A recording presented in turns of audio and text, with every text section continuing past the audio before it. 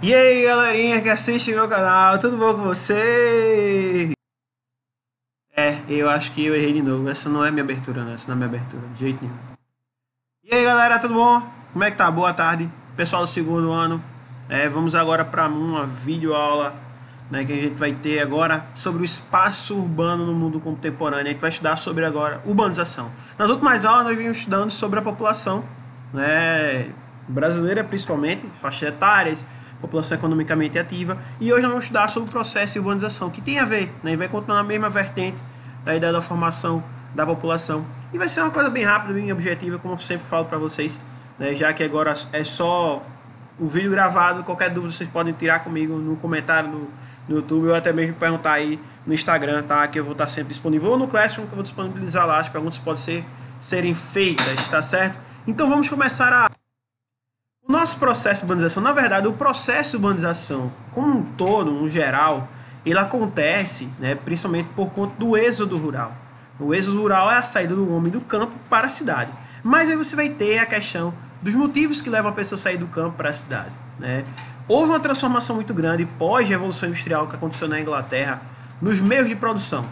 A indústria se tornou um local muito forte, né, de produção de renda, de geração de renda. Então as pessoas buscam, por conta disso, uma maior, né, rentabilidade para sua família, uma conquista melhor de recursos para sua família. E isso acaba fazendo com que mais pessoas busquem trabalhar na fábrica, porque tem mais oportunidades na fábrica, vão surgir mais oportunidades na fábrica, certo? Então é correto dizer que o processo de industrialização está atrelado ao processo de urbanização, que é o crescimento da área urbana, da cidade, da parte em que tem calçamento, tem asfalto, tem casas, residências. E isso é muito característico no período, exatamente como eu falei, pós-revolução industrial. As cidades vão crescer muito. Foi só nesse período da Revolução Industrial? Não. Foi desde o final da Idade Média que as cidades ressurgiram, você vai ter a reabertura do comércio. Mas a inversão de valores, mais pessoas vivendo na cidade do que no campo, vai acontecer a partir da Revolução Industrial na Inglaterra do século XVII, XVIII. E isso vai ter um impacto muito grande para as sociedades. As sociedades vão mudar bastante. E algumas sociedades, por exemplo, países que não eram desenvolvidos, que não se tornaram desenvolvidos, isso vai ser muito prejudicial, porque a maior parte da população vai estar nesse processo de urbanização, imagina com qualidade, porque a gente vai ver um pouquinho mais para frente, tá certo? Agora você tem que compreender o seguinte: primeiro ponto, indústria atrai pessoas, tá? E isso vai ter um impacto importante para a formação da sociedade brasileira, para a formação da urbanização no Brasil. Essa indústria atrai pessoas do campo para as cidades, ocasionando esse êxodo rural. O que é que o cara busca na cidade? O cara que sai do campo e vai para a cidade. Deixa eu entrar no meio da porta aqui. O que é que ele busca no campo, que ele não tem no campo, na cidade? São chamados fatores atrativos que vocês têm aí nessa imagem que eu coloquei para vocês. Não sei se vai aparecer meu mouse aí, mas tudo bem. O primeiro dele vai ser essa questão da industrialização. A industrialização vai ofertar mais empregos e as pessoas vão se sentir mais seguras, vai ter uma maior estabilidade econômica por conta disso. A briga, vocês dois aqui embaixo brigando, tô dando aula aqui, rapaz. Oxê. E isso vai ocasionar, claro, um desenvolvimento grande para as famílias que conseguem um emprego, claro. Algumas famílias não vão conseguir uma função e vão acabar empobrecendo e vivendo na pobreza dentro das cidades. Uma das coisas importantes da atualidade dos últimos 20 anos é que houve uma grande desconcentração industrial. Antes as indústrias ficavam em grandes locais, nos grandes centros urbanos. Por exemplo, aqui no Brasil era muito na região sudeste, principalmente em São Paulo.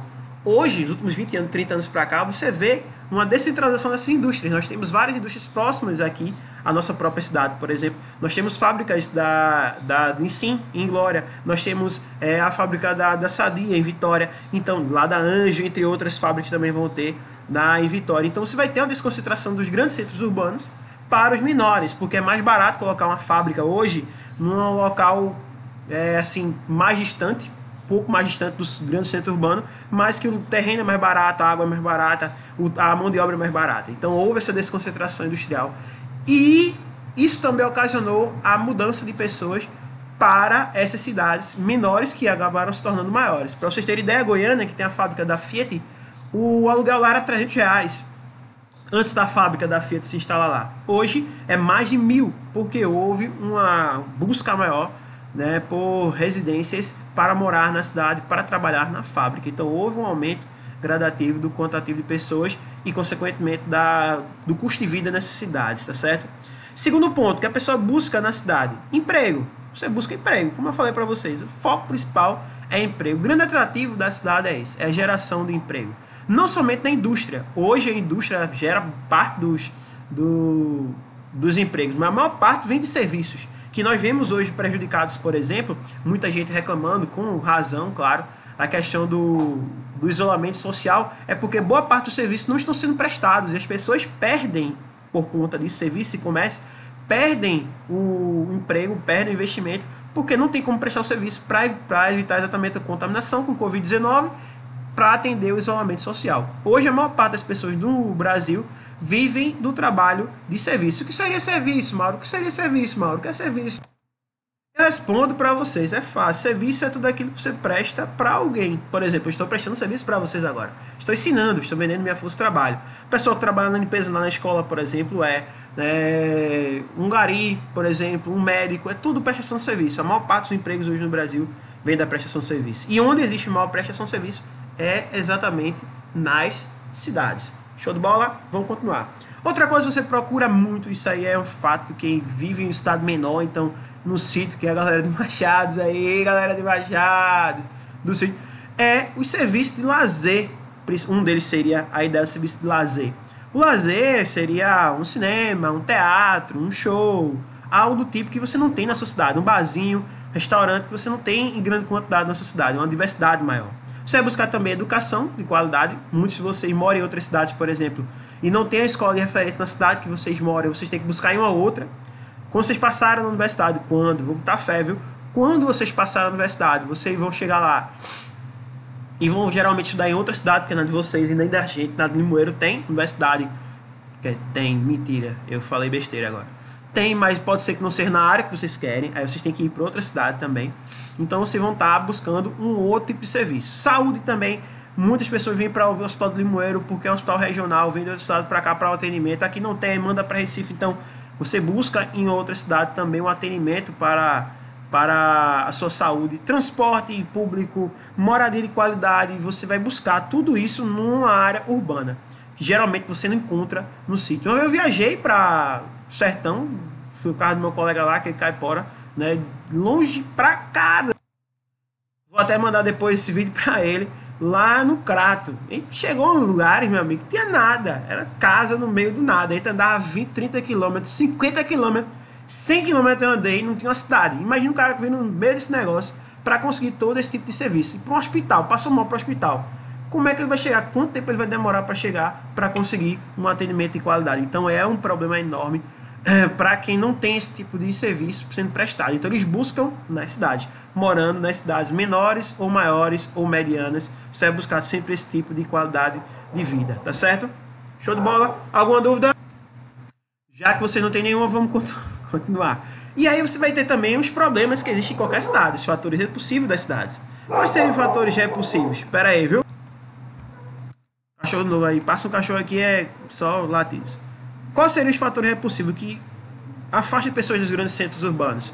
Primeiro ponto deles, a falta de oferta de emprego. Geralmente não tem para todo mundo. Claro que vai ter gente desempregada. Nós temos hoje 11% da população brasileira desempregada. E isso é um problema enorme para o nosso país como um todo, tá certo? Espera aí de novo. Voltei. E aí você vai ter a falta de oferta de emprego. É um problema enorme para quem trabalha, quem precisa trabalhar, vai em busca do trabalho, não consegue, acabou. Volta para onde veio, de onde veio, vai ser geralmente no interior, de novo. Também a falta disso, né? Por exemplo, tudo falta de serviço. Quando não tem lazer, quando não tem saúde de qualidade, quando não tem educação de qualidade, o cara não quer ficar ali, por exemplo. Uma qualidade de vida enorme. Tem outro colega meu que ele saiu do centro de Recife, foi morar em Camaragibe, numa casa. Ele morava no apartamento e foi morar em uma casa. Por quê? O que é que ele buscava nesta casa? Ele buscava uma melhor qualidade de vida para os filhos dele. Ele tem meio mundo de árvore agora, rede, né? Tudo que ele mais quis quando era pirraia, depois agora dá para os filhos que viviam no apartamento que não podiam nem fazer zoada. Então é bem complicado. Então você busca uma melhor qualidade de vida. Quando não tem, você sai de lá. É o chamado fator repulsivo. E um dos grandes problemas que o Brasil tem hoje é a concentração de terras. A maior parte das terras do Brasil estão nas mãos dos grandes proprietários. Você vai ter aí 80% das terras do Brasil concentrado na mão de 15 a 20% da população. Ou menos, até 10% da população. Então você tem muita terra concentrada na mão de pouca gente. E essa falta de terras faz com que hajam pessoas que não possuem terra.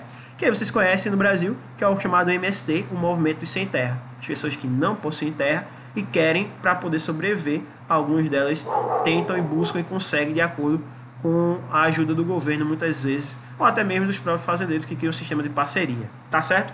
Show? Vamos do diagrama aí. Esse diagrama vai mostrar por data, tá? E porcentagem o crescimento da população urbana e a diminuição da população rural. Você pode ver aí, em 1940, não sei se dá para ver direitinho, desculpem, em 1940 você vai ter 31% da população brasileira urbana, ou seja, 31% da população brasileira que vivia na cidade. Menos da metade, muito menos da metade, 69% vivendo no campo. E isso, com o passar dos anos, foi aumentando. O Brasil começa um processo de industrialização acelerada a partir do governo de Vargas em 1930. E vai dar continuidade nesse crescimento industrial no governo de Juscelino Kubitschek. Então você vai ter uma industrialização acelerada no Brasil nos anos 30, 40, 50 e 60. E, consequentemente, vai ter um aumento da taxa de urbanização no Brasil. Você pode ver, a taxa de 2010, você vai ter 84% da população brasileira vivendo nas cidades. Então você vai ter hoje a maior parte esmagadora da população brasileira vivendo nas cidades. E esse dado vai modificar, vai aumentar, só depois, claro, vai ser mostrado, quando houver o censo que vai acontecer em 2020, né? Quando não se sabe por conta da pandemia, mas esse ano você vai ter novos dados sobre essa taxa de urbanização. Mas você pode ver, saiu de 30%, 31% para 84% em aí cerca de 80 anos o Brasil, 70 anos o Brasil cresceu a taxa de urbanização. Então você vai ter muito mais gente vivendo nas cidades do que no campo. Isso é uma coisa muito óbvia, muito característica. Vamos passar para o próximo slide então. Dessa urbanização surgem problemas. Um desses problemas, na verdade, vários desses problemas, o principal que eu considero vai ser o crescimento da violência. A violência ela vai crescer muito no Brasil por conta do processo de urbanização. Mais pessoas juntas, menos oportunidade de emprego, maior desigualdade social, problemas socioeconômicos faz com que haja o aumento da violência. Isso é uma coisa óbvia no país. A maior parte da população vivendo nas cidades aumentou muito exponencialmente a questão da violência. Mas aí, quais são os problemas que o Brasil vai enfrentar? Primeiro deles, o Brasil vai ter um espaço urbano muito fragmentado. Você vai ter cidades divididas em zonas, por exemplo. A zona do comércio, que aqui em Limoeiro seria o centro, tá? A zona comercial, a área residencial. Em outras cidades maiores tem as áreas urbanas, as áreas comerciais, as áreas industriais, e todas elas são divididas entre si. Dependendo da área urbana, por exemplo, você pode ver nessa imagem aí, uma vai ser mais importante do que a outra em relação à economia. Você pode ver à direita de vocês um condomínio construído na mesma área que foi construída, que existia uma favela, um crescimento, um aglomerado urbano desordenado. Então você vai ter aí o valor do terreno nessa área do condomínio, que cada apartamentozinho que você está vendo ao lado é uma coisa maravilhosa. Tem uma piscina, velho, aqui ao lado, né? E em forma de escada, ela vai ser muito mais cara do que esses terrenos ao lado. Então você vai ter uma ilha diferente da outra. Você vai ter uma área desenvolvida por conta da renda, dinheiro, que é essa parte do prédio, aí que vocês estão vendo desse lado aqui, tá? E você vai ter a favela do outro lado, em que os terrenos vão ser desvalorizados e as casas são de péssima qualidade, são precárias. A maior parte são de alvenaria misturada com taipa, com madeira e alguma coisa que vai ver daqui a pouquinho também. Então você vai ter as chamadas cidades policêntricas. O que é a cidade policêntrica? Tem vários centros. Um centro urbano, um centro industrial, um centro comercial, um centro político e por aí vai. Então você vai ter as cidades divididas e por conta dessa divisão você vai ter investimentos maiores em uma região do que em outra. Onde vocês acham que vai ter investimento maior em saneamento básico? Nessa imagem que vocês estão vendo aí. No prédio luxuoso ou na favela? Aí a pergunta já é autorrespondível, né? Certo? Dúvidas? Vamos continuar.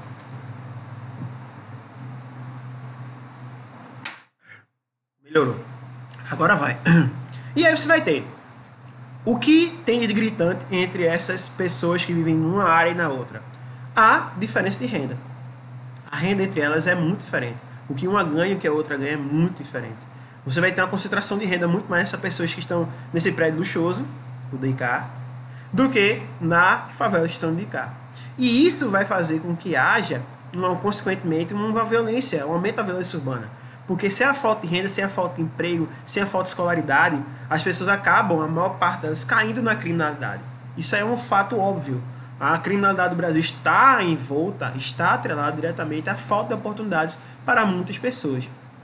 É uma escolha, é sempre uma escolha, a pessoa cair na criminalidade ou não. Mas muitas vezes você é empurrada, impulsionada, atraída por esse tipo de vida, porque você não vê mais nenhum outro tipo de perspectiva, tá certo? E o que isso vai causar para o nosso país? O que pode causar um condomínio desse luxuoso, uma concentração de renda? Pode restringir os espaços públicos. Por exemplo, você pode ver o que você poderia fazer em uma quadra de tênis como essa, numa piscina comunitária. Tem 2 quadras de tênis aí. Você poderia fazer 20 casas populares de qualidade, mas você faz quadras de tênis para o lazer desse condomínio. E isso existe na maior parte do Brasil, que é chamados condomínios fechados. Também vou falar sobre isso, né? Por conta da violência, começaram a surgir vários condomínios no Brasil que são você fechados. O cara vai fechar a rua, tá ligado? Tem uma rua e você vai construir várias casas naquela rua, tá? Casas luxuosas somente para ricos, e depois vai fechar, colocar uma guarita e fechar. E aquele espaço vai ser restrito, você não pode mais passar por aquela rua. Se você passava antes, quando você era mais novo, para caminhar, para andar de bicicleta, jogar bola no campinho pé, você não vai poder passar mais, porque foi fechado, a rua foi fechada, se tornou um condomínio privado. Então aquela área vai acabar se tornando restrita para uma parcela da população, que geralmente vai ser a mais pobre, criando ainda mais segregação social no Brasil por conta do surgimento desses condomínios fechados, com o intuito de diminuir a violência. O cara acaba se trancando dentro de casa para que não haja o aumento da violência, para que não passe pela questão da violência dentro, né, da sociedade em que ele está inserido. E isso é uma coisa óbvia que todo mundo vai fazer, todo mundo tem medo, claro, da violência, tá certo? Vamos continuar. Aí você vai ter a característica o que causa a formação da moradia precária. Primeiro ponto, o que é moradia precária? A gente vai ver daqui a pouquinho, mas é uma moradia que é construída sem os recursos básicos, tá? Alvenaria, saneamento básico, água encanada. Mas o que causa a formação dessas moradias precárias? Primeiro delas vai ser a questão do desemprego. O cara não tem emprego, o cara não tem renda. Como é que você vai construir uma casa, sustentar uma casa? E aí você vai utilizar materiais que você encontrar num lixo, em qualquer lugar, reaproveitar para construir um teto, para você não sofrer no meio da rua. Outra coisa, vai ser o aumento do crescimento dos chamados aglomerados subanormais. O que é aglomerado subanormal? Vão ser as favelas, tá? Que hoje são chamadas de comunidades para aliviar mais a questão do termo, mas continuam sendo favelas. Então esse crescimento desses aglomerados... de bolia aí, rapaz. Oxe.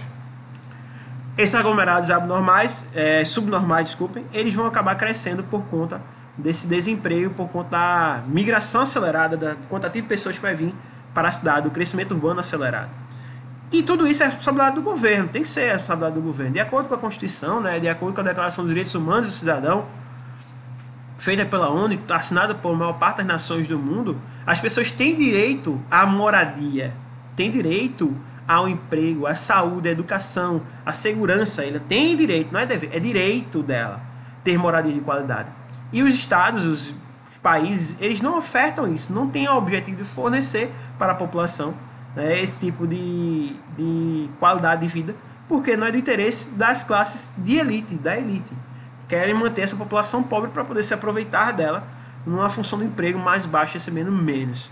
Então, você vai dar um exemplo aí de um país que mudou essa realidade, que é Singapura. Eu coloquei para vocês os dados aí. Singapura, ela tinha uma população extremamente pobre. Você pode ver, em 1965, a ação independente, tá? E você vai ter 70% da população na época que vivia em condições precárias. Extrema pobreza ou pobreza. Extrema pobreza ou pobreza. E você vai ter aí 14% da população economicamente ativa do país que era desempregada. Então você tinha boa parte da população desempregada ou que vivia na pobreza. Então você vai ter 14%, não é da população toda, tá? É da PEA, aquela que a gente estudou na outra aula. População economicamente ativa, que está em idade de trabalhar. Você vai ter desempregada. E a renda per capita por ano era de $2.700 para essas pessoas. $2.700 por ano. Isso vai estar em torno aí de 10 mil reais por ano, tá certo? 10 mil reais por ano que você vai ter. Isso seria uma média para a população, mas não quer dizer que a população tinha essa renda, tá? Foi uma média criada para a população. Mas isso é muito, não sei o que, blá, blá, blá, blá. Hoje você vai ter países como os Estados Unidos que tem a renda de 45 mil dólares, que é o país mais rico. Noruega, 60 mil, que é o país com o menor IDH. Então você vai ter aí uma quantidade muito maior por pessoa. 2.700 comparado a um país desenvolvido, que é 45 mil, 50 mil, é uma diferença grande. E aí, o que foi que Singapura fez? Investiu na qualidade de vida da população, saneamento básico, construção de moradias para a população, ofertando emprego, assim, porque vai ser obras públicas, saneamento básico, você vai construir casas, rodovias, estradas, infraestrutura boa para a população. Você gera emprego, gera renda e a população vai acabar crescendo, além de indústrias que se fixaram na região, claro. Isso vai fazer com que haja aí um aumento da renda, né, da população. Você pode ver, em 2014, a renda da população é de 55 mil dólares. 55 mil, passou de 2.700 dólares para 55 mil dólares. E hoje, a população economicamente ativa está apenas em 3% de desempregados. Então, uma quantidade baixa, né, pequena, né, se comparado à anterior. Nesse caso, pelo investimento do Estado na qualidade de vida da população. É sempre possível fazer, falta apenas boa vontade, tá? E aí, por fim, o que seria a ideia da moradia precária consistente na imagem? Primeiro ponto. O Brasil hoje... Deixa eu me tirar da frente aqui da... Tirei. O Brasil hoje ele vai ter cerca de 863 milhões em 2012, claro. Esse número aumentou.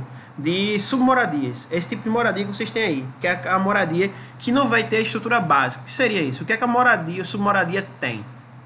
Os pontinhos estão aí. Primeiro, baixa qualidade estrutural. Você vai ter materiais como madeira, pedaço de metal, pedaço de telha. Alguns vão ter alvenaria, mas não é tudo. Cimento de baixa qualidade, com mais areia do que esse cimento. Tem alguns pedreiros que fazem isso. Então você vai ter a baixa qualidade do material utilizado. Outro ponto seria a ocupação irregular do local. O local invadido, geralmente na beira de um rio, por exemplo, de um córrego, ou então nas áreas entre as rodovias, também pode acontecer, pode existir. Então, é outra característica, ocupação irregular. Depois, o acesso seria inadequado. Você não tem uma rua, né, calçada para chegar lá. Muito bem de saneamento básico. Você pode ver aí abaixo. O esgoto das casas é exatamente o rio. Né? Você pode ver todo o lixo que está acumulado aí embaixo. Então, você vai ter, nesse caso aí, um acesso ruim. Você vai ter com a chamada... Essas aí são casas de palafita, né? Que tem as estruturas construídas acima do rio.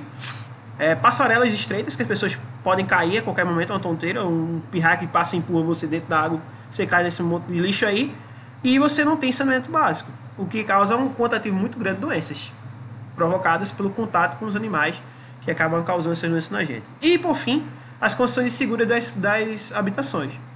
Uma vela aí, um fósforo, pegar fogo numa casa dessa com materiais secos, isso aí acaba se lastrando por todas as outras. E como não tem acesso bom, os bombeiros não chegam a tempo para apagar o fogo antes que ele consuma tudo. Então você vai ter aí uma péssima durabilidade dessas habitações. Choveu, infiltra a água e por aí é a situação péssima de qualidade de moradia. Mas as pessoas moram dessa forma porque não tem outra escolha. Não tem emprego, não tem dinheiro, não tem renda, não tem como construir uma casa, certo? Galerinha, espero que vocês tenham gostado da aula de hoje. Durou um pouquinho mais do que eu esperava, mas aí acho que ficou bem explicado, ficou bem legal para vocês compreenderem melhor.